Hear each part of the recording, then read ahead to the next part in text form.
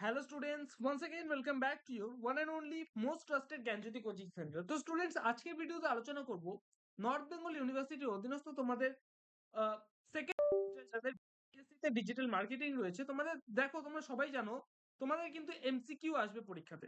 ঠিক আছে, আমি কিন্তু ধারাবাহিকভাবে এই ইউটিউব চ্যানেলের মাধ্যমে কিন্তু তোমাদের সাথে এমসিকিউ গুলোকে শেয়ার করছি। ঠিক আছে, আজকের ভিডিওতে আলোচনা করব হচ্ছে তোমাদের থার্ড ইউনিট থেকে, ইউনিট নাম্বার 3 থেকে fundamentals of social media marketing. এই যে তোমাদের কি বলবো, এই যে তোমাদের পার্টটা ছিল fundamentals of social media marketing, এখান থেকে কিন্তু আমি 10টা এমসিকিউ নিয়ে আজকের ভিডিওতে আলোচনা করব। এর আগের ভিডিওতে 10টা এমসিকিউ নিয়ে আলোচনা করেছিলাম। ঠিক আছে, এর আগের ভিডিওতে নাম্বার 10 পর্যন্ত আলোচনা করেছিলাম। আজকের ভিডিওতে আলোচনা করব হচ্ছে নাম্বার 11 থেকে।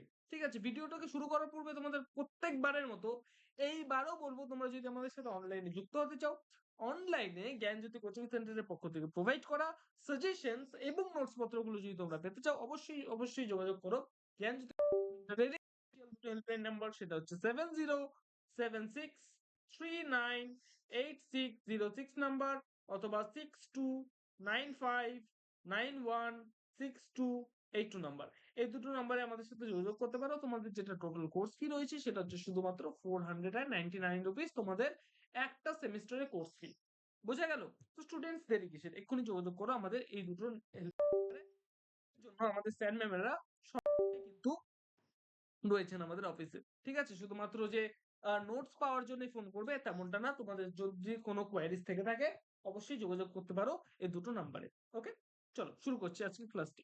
Number 11, what is the term for the practice of using social media to interact with customers and build relationships? B number হবে অ্যান্সার, সেটা হচ্ছে social segment, engagement, social engagement. Number 12, which of the following is an example of a social media engagement metric? B number হবে answer, সেটা হচ্ছে likes and shares. Number 13 বলেছে, what is the term for the process of improving a website's visibility in local search results? এটা হচ্ছে local SEO হবে। ঠিক আছে, local SEO হবে answer. Number 14, which of the following is not a factor that affects website speed and performance?